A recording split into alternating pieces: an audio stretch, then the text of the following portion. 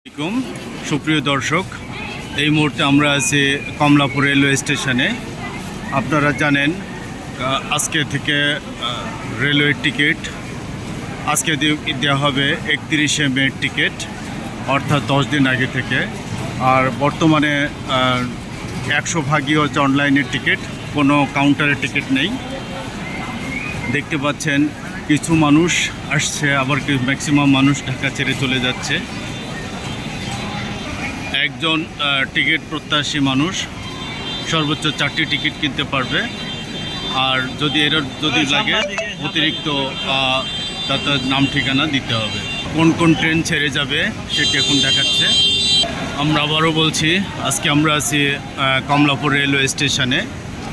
আজকে বৃহস্পতিবার, এমনি সপ্তাহের শেষ দিন।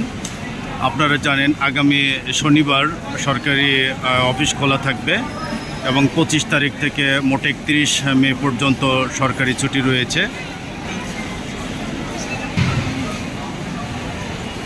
কমলাপুর রেলওয়ে স্টেশন থেকে আমি মোহাম্মদ তোজাম্মেল হক বলছিলাম।